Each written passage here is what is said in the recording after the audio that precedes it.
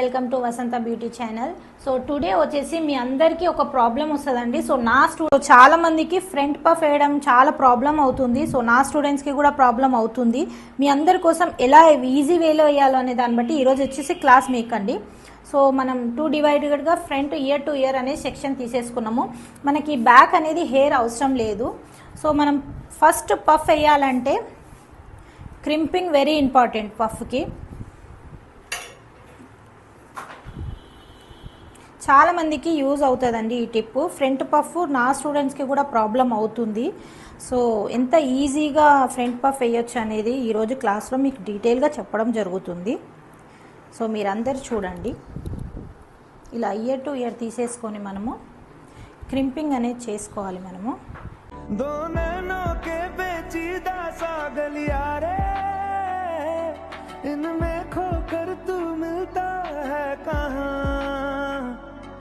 तुझको अंबर से पिंजरे ज्यादा प्यारे उड़ जा कहने से सुनता भी तू है कहाँ गल सुन ले. ఫ్రంట్ క్రింపింగ్ అయితే అయిపోయిందండి. సో ఇప్పుడు నేను ఫ్రంట్ పఫ్ ఎలా ఈజీ వేలో వేయాలనే దాన్ని బట్టి మీకు ఈరోజు చూపిస్తున్నాను. సో మీరందరూ గుర్తుపెట్టుకోవాలండి, ఫ్రంట్ పఫ్ కనుక రావాలంటే ఇలాంటి తేలుకోమ్ తీసుకొని ఇలాంటి సన్న లేరు ఉన్న దాన్ని బట్టే మీరు ఈ కోమ్ అనేది యూజ్ చేయాలి. అప్పుడే మీకు కరెక్ట్గా ప్రొఫెషనల్గా పఫ్ అనేది వస్తుంది. ఇక్కడ చూడండి, నేను స్ట్రైట్ ఒక లైన్ తీసాను. ఇక్కడ నుంచి మనము ఇయర్ టు ఇయర్ హాఫ్ అనేది తీసుకోవాలి మనము పఫ్ గురించి. అండ్ చాలామంది ఏం చేస్తారంటే ఇలా పట్టేసుకుంటారు. ఇలా పట్టకూడదు. ఓన్లీ 2 ఫింగర్స్ మాత్రంతోనే హెయిర్ని కంట్రోల్ చేయాలి. అండ్ కింది నుంచి మనం పఫ్ అనేది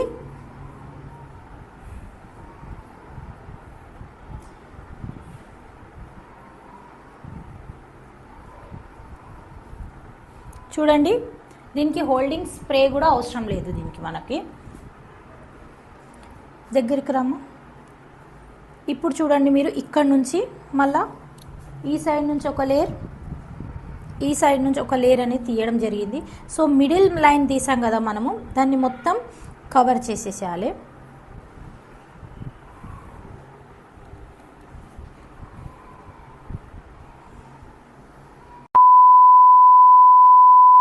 చూసారా అండి, నేను ఇక్కడ 3-4 లేయర్స్ అనేది బ్యాక్ కోమ్ చేశాను. సో లాస్ట్ లేయర్ ఉంటుంది కదా, దీన్ని మనం బ్యాక్ కోమ్ చేయొద్దు. మనం ఏదైతే బ్యాక్ కోమ్ చేసామో దాన్ని అంతా కవర్ చేసే దాని గురించి మనము ఇది వదిలేయాలి.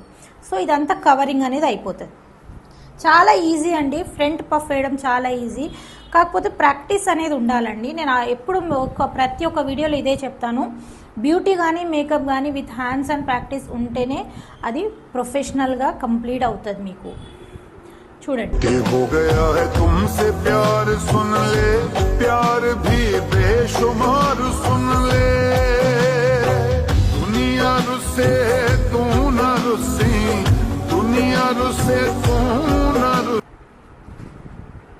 పఫ్ అనేది కరెక్ట్గా వచ్చేసినాక పిన్ అనేది పెట్టుకోవడం జరుగుతుందండి.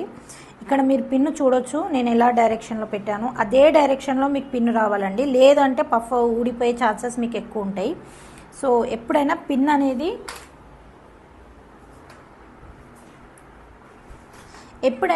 అనేది ఇలా డైరెక్షన్లో రావాలండి. అలా డైరెక్షన్లో వచ్చినప్పుడే మన పఫ్ అనేది డిస్టర్బ్ అవ్వకుండా ఉంటుంది. మీరు చూడండి, ఇక్కడ 1 పిన్ కన్నా 2 పిన్ అనేది సేఫ్గా పెట్టాను నేను. సో మీరు ఒక్కటి గుర్తుపెట్టుకోండి, ఫ్రంట్ పఫ్ వేసేటప్పుడు బ్యాక్ హెయిర్ని మనం ఇలా క్లచ్ పెట్టుకొని ఉంటే ఈ హెయిర్ అనేది మనకు డిస్టర్బ్ అవ్వదు. ఫ్రంట్ పఫ్ అనేది ఈజీగా వస్తుంది. సో ఈ చిన్న వీడియో మీ అందరికి యూజ్ అవుతుందని నేను అనుకుంటున్నాను. ఎక్కడన్నా మీకు ఇక్కడ కొంచెం పఫ్ ఎట్టు కాకుండా ఉన్నది అంటే ఈ తేలుకోంతో కనుక మీరు ఈజీగా తీసేసుకోవచ్చు. 2000 years later. సో ఇక్కడ మనం బ్యాక్ అనేది కర్ల్స్ చేయడం జరుగుతుందండి. సో కర్ల్స్ మిషన్లో కూడా 3 టైప్స్ కర్ల్స్ మిషన్స్ ఉంటుంది. ఒకటి వచ్చేసి బ్రాడ్ కర్ల్స్, ఒకటి వచ్చేసి మీడియం, ఒకటి వచ్చేసి మ్యాగీ కర్ల్స్. ఈ 3 కన్నా మిడిల్ కర్ల్స్ అనేది చాలాసేపు మనకి హోల్డ్లో ఉంటుంది. సో వాళ్ళ ఫంక్షన్స్ నైట్ అంతా ఉండడం వల్ల సో ఈ కర్ల్స్ అయితే చాలా బాగుంటుంది. ఒకసారి మీరు చూడండి, నేను ఇక్కడ వదులుతున్నాను.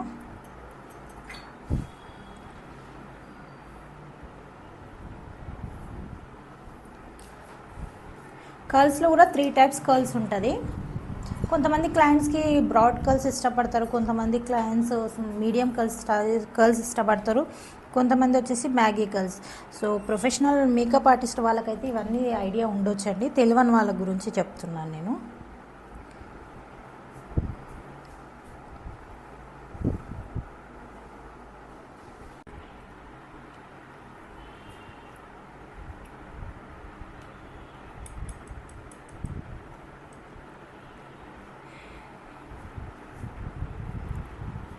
స్ప్లిట్ అక్కడ దగ్గర. A few moments later.